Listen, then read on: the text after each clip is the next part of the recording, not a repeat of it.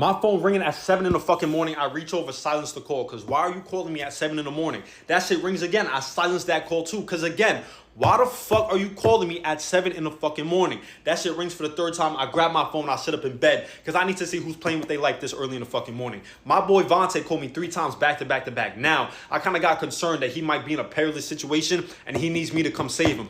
But if he was really in danger, he would be calling the police, not me. So now I really want to know why the fuck he's calling me. So I pick up the phone. I'm like, yo, Vontae, I know your ass did not call me 3 times at 7 in the morning. This better be fucking important. He said, yo, bro, I got a date with a bad bitch tonight. I said, Vontae, I know damn well you did not call me to tell me you got a date with a bad bitch, bro. I know damn well that's not why you called me. He said, no, bro, I need you to know that. But I also need a big-ass favor from you. And right then and there, I should have banged that fucking phone call. But I didn't because I'm a good friend. Now, Vontae stay asking me for a lot of bullshit-ass favors, but I do a lot for him and he does a lot for me, so it kind of works itself out. So I said, all right, bro, what do you need from me? He said, look, all I need you to do is watch my son for a few hours while I go on this date. I said, bro, why can't you just get a fucking babysitter? Why do you need me? He said, I'm not about to trust my flesh and blood with some random person I met on the fucking internet. And you know what? That's the most mature shit I've ever heard him say, so I had to agree. I said, bro, bet, I'll watch your fucking son. What time should I be at your mom's crib? He said, look, be at my mom's at 4, but I need you to pick up my son from my mom's crib and bring him to my grandpa's crib and watch him there.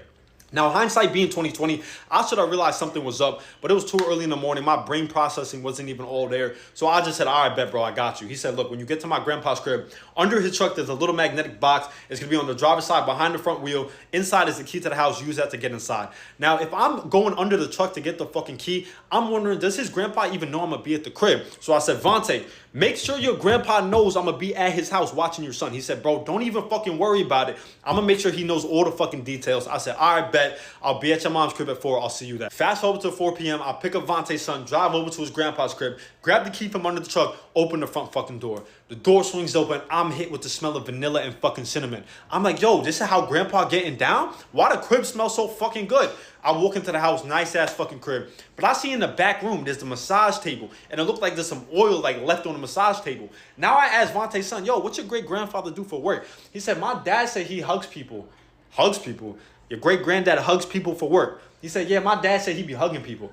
Oh, your great granddad hugs people for work. I don't even know what the fuck is going on. I said, all right, whatever, cool. He hugs people. We get inside. I'm like, yo, bro, what do you be doing for fun? Like, you want to watch some shows? Like, you got an iPad? He said, yeah, my dad put my iPad in my bag. I said, all right, let's get it.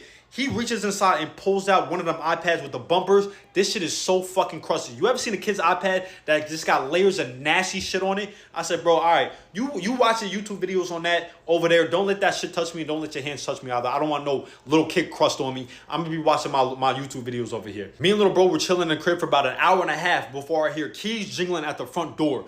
Door swings open. Big ass dude standing in the fucking doorway. Probably like 6'5". I can only assume this is Vontae's fucking grandfather because I've never met him. He makes eye contact with me. He's like, what the fuck are you doing in my fucking house? He starts reaching for his fucking waist. I said, yo, hold on. I'm Vontae's friend. He told me to come here to watch his son. Did he not tell you I was finna be here? He's like, no, Vontae didn't fucking tell me shit. He didn't tell me nobody was finna be over at my crib. I said, I can call him right now. He said, you know what? Fuck it. It's okay. I believe you. Just a fucking Vontae, man. He gonna get somebody killed one of these days having people running up inside my fucking house without letting me know. I said, my fault. I apologize, OG. He said, it's fine. Y'all chilling in here. I'm just grabbing some shit from the crib real quick.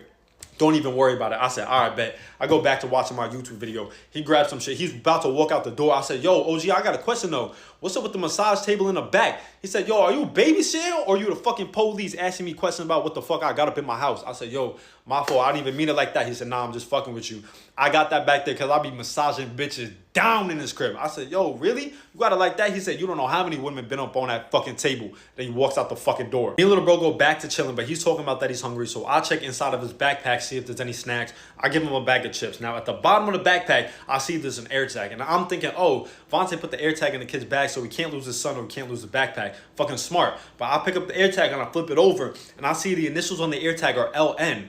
Now I'm thinking Vontae's initials are not LN, the kid's initials aren't LN, and Vontae's mom's initials are not LN. So now I'm kind of concerned why this air tag's in the backpack. So I call Vontae. I'm like, yo, bro, did you put a fucking air tag in your son's backpack? I just found one. He's like, nah, I didn't put no air tag in his bag. I said, that's weird. This shit got the initials LN on it. He said, LN? That's my baby mom's initials. I said, Layla? He said, yeah, Layla North. He said, hold on, let me check some shit real quick. I hear him tapping on his phone. He's like, yo, bro, get out the house right now. I'm saying, yo, what you mean? He said, get out the house right now. She's coming. I'm like, who's coming?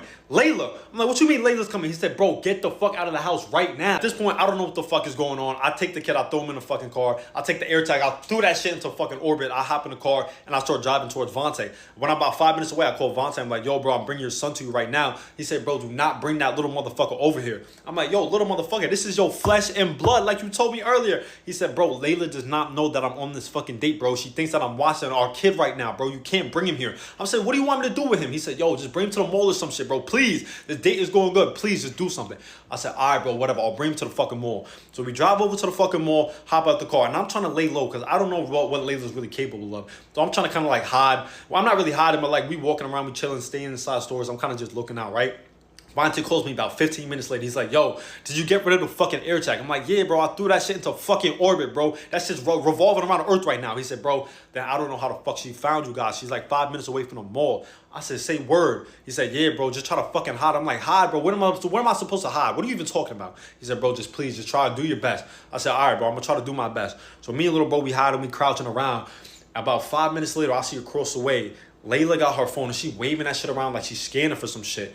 And you know what? In that moment, I'm sitting here like, what the fuck am I doing? I'm running away from this woman like this shit is fucking Terminator. I'm trying to keep this kid safe. This is her son. If she wants her son, she can come get her son. So I start walking towards Layla. I'm like, Layla, I think you're looking for this. I just got a question though. How the fuck did you find us? She said, I got an air tag in every one of his fucking shoes. I said, oh, you got an air tag in every single one of his shoes. That's fucking That's actually fucking genius. I said, all right, though. Have a good one. I start walking away. She's like, wait, what the fuck is Vontae? I turned around. I said, Vontae? Who the fuck is Vontae?